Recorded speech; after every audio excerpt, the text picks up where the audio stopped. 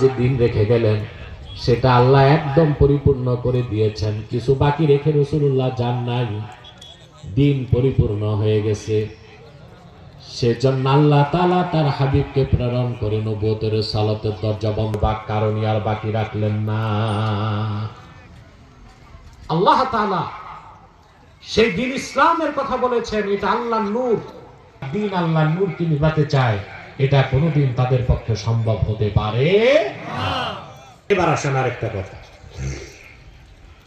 আমরা যে কত মহান দিন পেয়েছি এই চিন্তা আমাদের নাই, নিজেদের দাম বুঝি না, দিনের দাম বুঝি না, সেজন্য আমরা কম পয়সায় বিক্রি হই আর ভোটের জন্য আর নোটের জন্য পূজা মণ্ডপে দৌড়াই।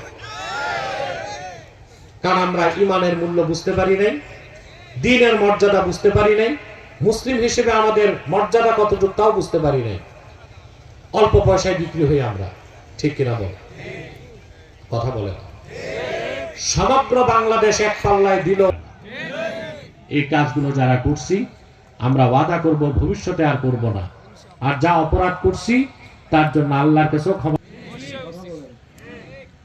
আমি নির্ধারিত কোন দলকে আমি বিরোধিতা করি না, তিনি বিএনপি এমপি, আমি তার ভুল ধরার প্রমাণের দোহাই দেয়, তারা বড় বড় শিরক কুফর করলো, তওবা করতে চায় না, একে তো চুরি আবার সিনা চুরি।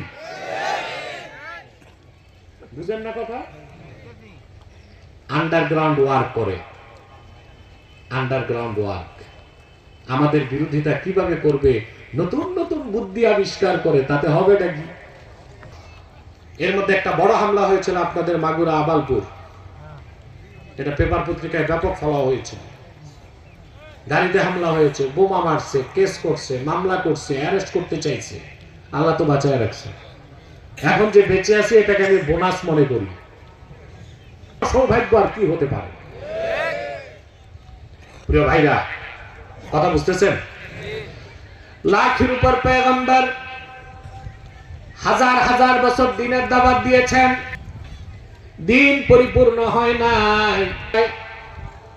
লক্ষাধিক পয়গম্বরের মেহনতকে এক পাল্লায় দিলেও আল্লাহর আখির নবী মুহাম্মদ সাল্লাল্লাহু আলাইহি সাল্লামের মেহনতের ওজন বেশি হয়ে যাবে। থেকে আমার ঈমান বড়, ইসলাম বড়, কোরআন বড়। ঠিক কিনা বলেন? ইসলামের স্বার্থে, দ্বীনের স্বার্থে তাদের মুশরিক তাগুতের সাথে কোনো আপোষ নাই। সামান্য ভোট আর কয়টা ভোটের জন্য আমরা ঈমান বিক্রি করব না। সাদাকাল্লাহুল আযীম ওয়া সাদাকা রাসূলুহুল কারীম ওয়া নাহনু আলা যালিকা মিনাশ শাহিদিন ওয়াশ শাকিরিন আলহামদুলিল্লাহি রাব্বিল আলামিন। মুসা আলাইহিস সালামের উপর তাওরাত নাযিল হয়েছে, দানিয়েল আলাইহিস সালাম পর্যন্ত এই তাওরাত ঠিক ছিল। বখতে নাসার যখন ফিলিস্তিন হামলা করলো, এটা ঈসা নবীর জন্মের আগের কথা বলছি। বখতে নাসার ফিলিস্তিনে 7 লক্ষ ইহুদিকে হত্যা করেছিল। তাওরাতের যত কপি ছিল বাইতুল মুকাদ্দাসে সব আগুনে জ্বালাই দিয়েছিল। তারপর তাওরাতের অস্তিত্ব নাই। ঈসার উপর নাযিল হয়েছিল ইনজিল, বলেন নাউযুবিল্লাহ। কিন্তু আল্লাহ রাব্বুল আলামিন তার আখির নবী মুহাম্মদ সাল্লাল্লাহু আলাইহি ওয়াসাল্লামকে প্রেরণ করলেন ১৫০০ বছর আগে, সঙ্গে দিলেন কোরআন।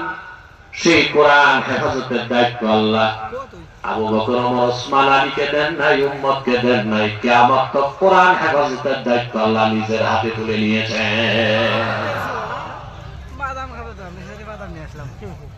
আল্লাহ পাক বলেন, ইন্না নাহনু নাযালনা যিকরা ওয়া ইন্না লাহু লাহাফিজুন।